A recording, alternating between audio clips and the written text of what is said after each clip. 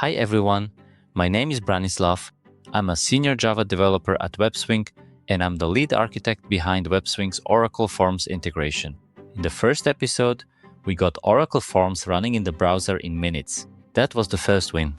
But once Forms is web-enabled, the next question is obvious. How do you actually operate it with confidence? It's one thing to launch Oracle Forms in the browser. It's another thing to manage sessions, monitor what is happening, help users when something goes wrong, and collect the right diagnostic data when you need it. That's exactly what we'll cover in this episode. If you are responsible for Oracle Forms in production, browser access alone is not enough. You also need visibility, you need control, and you need practical tools for administration and troubleshooting. This is where the Webswing Admin Console comes in. In this episode, I'll show you how to create an Oracle Forms application configuration from scratch in the Admin Console. And then, I'll walk you through the key monitoring and support features a server administrator should know. So, let's get into it. The Admin Console is distributed as a standalone web server application in its own WAR file. In a standard distribution, it starts together with the Webswing server. From here, you get full overview and control over application sessions and configuration. Let's quickly go through everything a server administrator needs to know to work effectively with the Webswing Admin Console. Go to the Applications tab to create an Oracle Forms application from scratch. Here we already have a few applications configured, but let's add a new one. Enter the name of your new application configuration. Now the empty configuration has been created. The configuration consists of two parts, webconfig and appconfig. The webconfig is for everything related to the web or client side of the application. We can leave most of this as it is, or at least change the web home folder to a dedicated folder inside our installation where the other applications are already installed.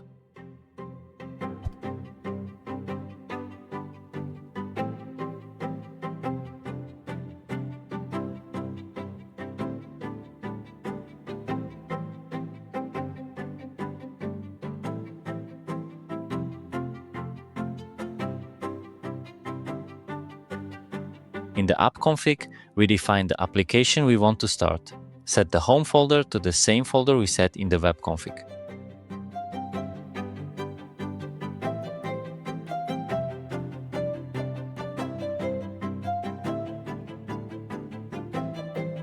Next, change the launcher type to Oracle Forms. This will show a Configure Oracle Forms app button in the header. Save the configuration and click that button.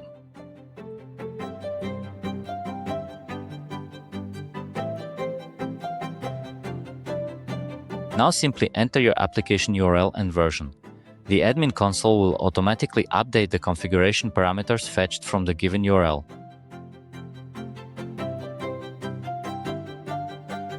If the process succeeds, the only thing left is to download the application libraries and copy them into the configured classpath folder. Let's copy them to the home folder we just configured.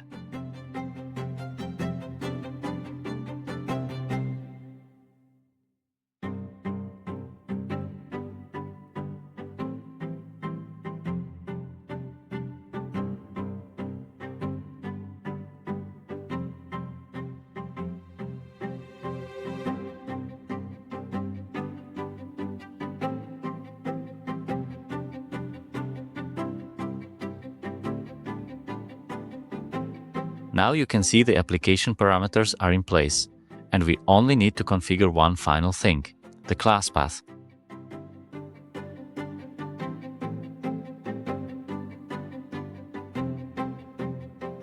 Add *.jar to the class path, which means all jar files from the home folder.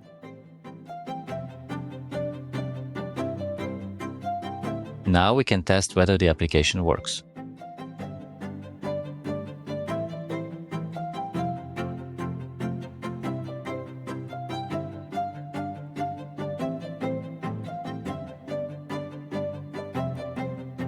And there you go. We configured an Oracle Forms application from scratch. Feel free to explore the configuration fields in more detail and refer to our documentation for the many features and integration options Webswing provides. Since we already have a session running, let's take a look at the sessions overview. Go to the Sessions tab. Here you can see a list of every session that is currently running or has already finished. You can see the most important details directly in this list. Click on the application name to open the session detail. Here you can see statistics visualized in charts. Each chart provides different metrics to help you better understand how your application behaves in Webswing.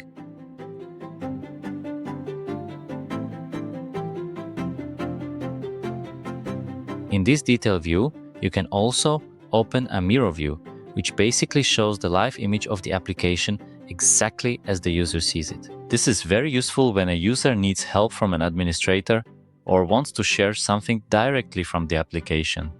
The administrator can also take control of the session from this view. You can see that the user is still able to control the application at the same time. For privacy reasons, this may not be suitable in all cases, so you can change the configuration to disallow mirror view completely or require user consent before mirroring starts. Let's see how that works.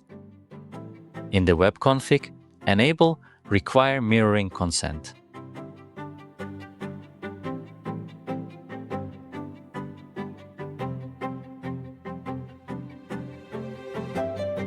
Now, when we start a new session and open the mirror view, the mirror waits until the user allows or denies the consent prompt. Once the user accepts, we can see the mirror view and control the session. Another similar feature is recording. Recording allows you to capture the stream of visual data the user receives in the browser. This is very useful for diagnostic purposes, especially when investigating rendering issues, or when you want to share a user workflow with other team members. Just like mirroring, you can disable recording or require user consent before recording starts. You can find created recordings in the Recordings tab. From there, you can open and play them back, or download them as a self-contained HTML file.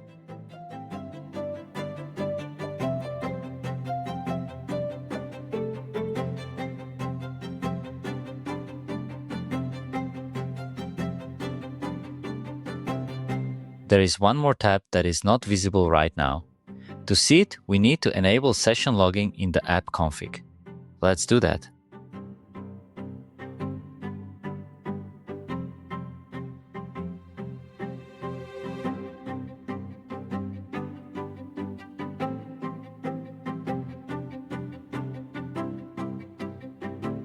Now start a new session.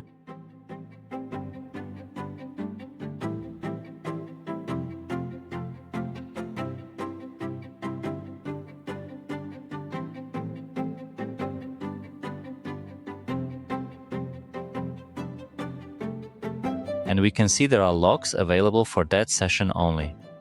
You can see broader logs in the top-level Logs tab. The last tab here is Thread Dumps. To create a thread dump, simply open the three-dot menu and click Thread Dump.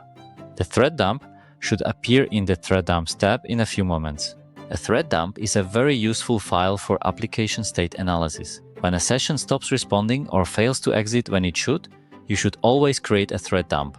You can then share that file with our support team for investigation. Information about the thread dump also appears in the Warnings tab, which also shows other warnings related to the session, mostly around high latency or high CPU or memory usage. A thread dump is a simple text file, so you can either open it directly in the browser or download it. If deeper analysis is required, you may need to create a heap dump. A heap dump is a much larger file and can only be viewed with special software. You will get a notification about the heap dump in the Warnings tab. You cannot download it directly from there, but you can find the file in the same folder where thread dumps are stored. You can configure the destination folder in the configuration. What we've shown here is that Webswing does not just get Oracle Forms into the browser. It also gives administrators the tools they need to actually run it in a controlled, production-friendly way. You can configure applications directly in the Admin Console. You can see active and finished sessions. You can inspect session statistics. You can mirror user sessions for live support. You can require consent when privacy matters. You can record sessions for diagnostics. You can enable session logs.